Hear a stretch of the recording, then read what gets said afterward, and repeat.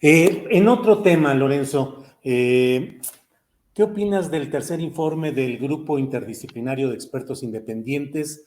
Las revelaciones de que hubo movimientos de la Marina en el lugar donde horas después se anunciaría que ahí se habían incinerado a los 43 estudiantes de Ayotzinapa. Y particularmente te quiero preguntar qué opinas del hecho de que, según lo que relata este informe, a pesar de que mediante un decreto y por insistencia personal del presidente de la República, los secretarios de su gabinete debían entregar toda la información que tuvieran sobre ese caso al GIEI, los secretarios de Marina y de la Defensa Nacional actuales no lo hicieron sino hasta abril del año pasado.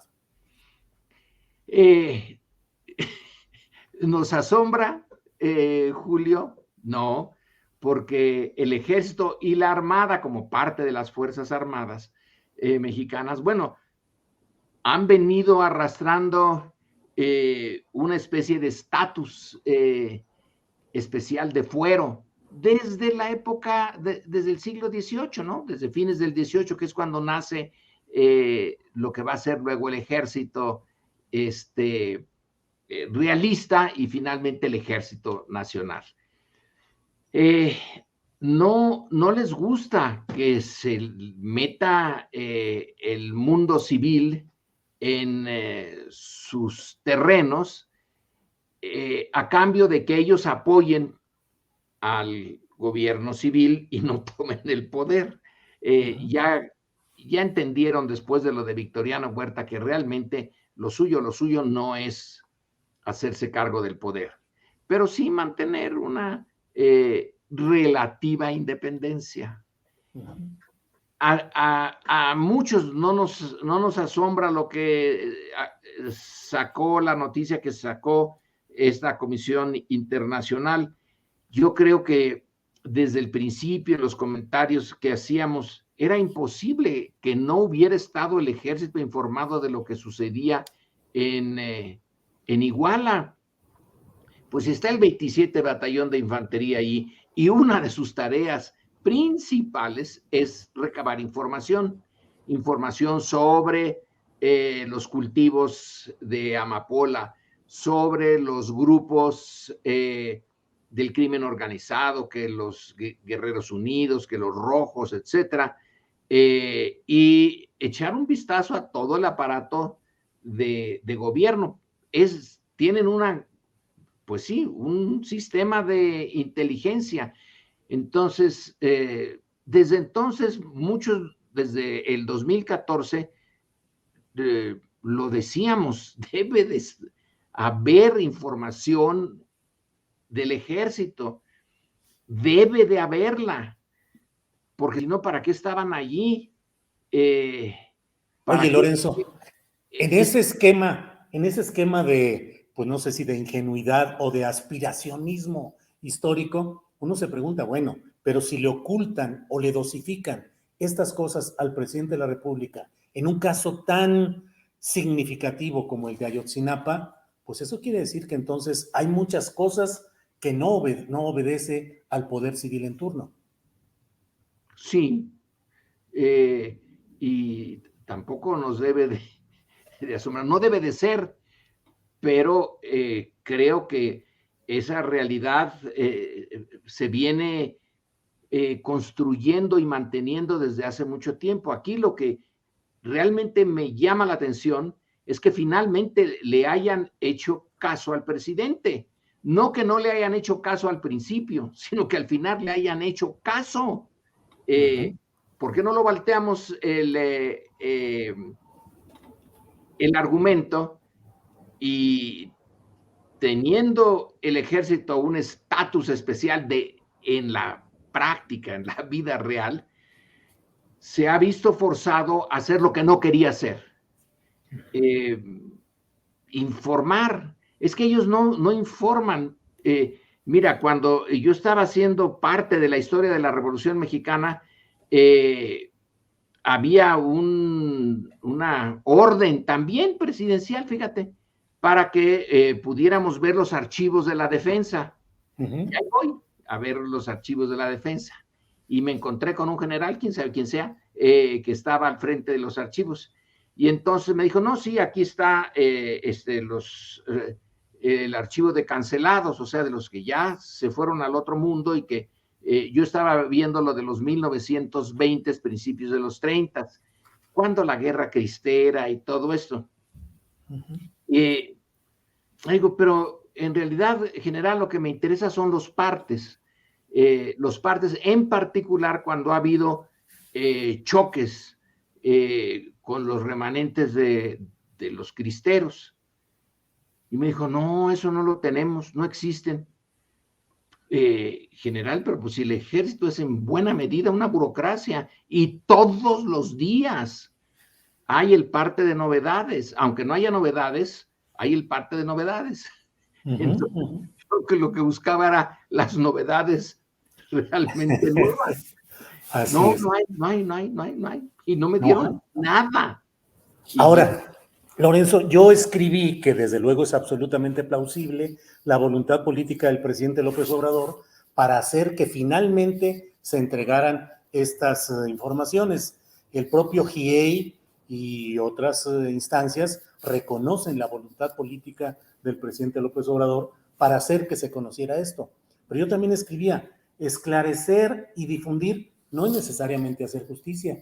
Y en lo que va de este sexenio, y lo hemos visto mucho en la conferencia mañanera, pues se denuncia y se denuncia corrupción, pero si no se hace justicia, pues no queda absolutamente nada. Y aquí la pregunta es, ¿habrá acción? ¿Puede haber acción justiciera de este gobierno respecto a secretarios de la Defensa Nacional y de la Marina, de la administración de Peña Nieto, entre ellos el general Cienfuegos, y contractuales en caso de que no hubiesen obedecido lo que se les indicó, o quedará nada más con dar la información, pero no hacer justicia? Julio, también ahí depende de tu concepto el concepto de nada. Tú dices, bueno, se da información, se denuncia, pero no se hace nada. Nada. Pues veo a Peña Nieto, a Videgaray, a todo mundo. La información es poder. Tú le estás quitando ya con esto información reservada al ejército. Le estás quitando parte de su poder. Estás haciéndola pública para que tú, Julio, puedas hacer y yo podamos hacer esos comentarios. Quiere decir que algo se está transformando. Ahora, lo ideal sería que si hay una orden presidencial, se diga, aquí están todos los archivos, señor presidente, aquí están, véanlos. Bueno, eso es lo ideal. Pero en un sistema que viene de ser un sistema autoritario y uno de los autoritarismos, no dictadura, no totalitarismo, pero el autoritarismo mexicano desde don Porfirio, o sea, desde cuando ya se asentó la República Restaurada hasta hace muy poco, es uno de los más exitosos del mundo. Ahora sí, como dice Andrés Manuel, es del mundo, ¿eh? Somos un caso realmente muy notable de persistencia del autoritarismo. Se está desmontando con unas resistencias enormes. Recordemos esa reunión, ese desayuno creo que fue, entre el general Luis Crescencio Sandoval y militares retirados que acababan de estar en tener el poder dentro de la Secretaría de la Defensa durante Peña Nieto, y cómo le reclamaron, y hasta en la prensa salió su reclamo. O sea que adentro del ejército, el general Sandoval debe de tener muchas resistencias. Tiene razón de que idealmente, si el presidente da el manotazo, porque dicen que dio un manotazo, ¿no? ¿Cómo que no les han dado? Bueno, se ha avanzado muchísimo. Fíjate, un presidente que viene de la oposición, no del PRI, que es donde se asentaron un montón de las mañas que tienen todas las instituciones mexicanas, todas las instituciones públicas, que viene de la izquierda, que está en el poder por algo rarísimo, porque ganó las elecciones y logró que se él y la sociedad mexicana, desde luego, que se respetara el resultado. Pero ha de ser muy difícil. Ahorita se me olvida el nombre de un investigador suizo que hizo un trabajo sobre el ejército mexicano y la esencia del trabajo investigando el ejército mexicano en los años 1920, cuando ya era ese ejército de la revolución, lo que señala ahí es que es un ejército muy reaccionario. ¿Y cómo lo prueba? Pues por las acciones antiagraristas que se llevaron antes de que llegara el presidente Lázaro Cárdenas. Y realmente los ejércitos son muy conservadores. El ejército chino, para no ir muy lejos, yo creo que el ejército cubano, que viene de la revolución y del 26 de julio, etcétera, se van haciendo instituciones muy conservadoras. Ya no digamos el ejército chileno, el argentino, el brasileño, ya eso ya ni qué alegarlo. Entonces, casi por su naturaleza, los ejércitos son conservadores.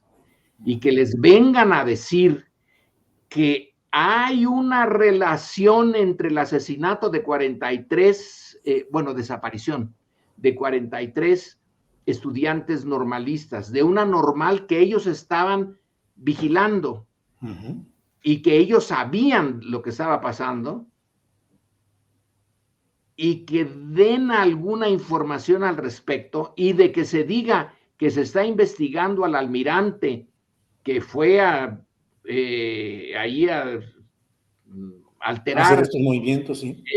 Uno de los sitios que se supone puede ser el sitio del crimen y que no debía de alterarlo, pero que lo hizo y que se le está investigando.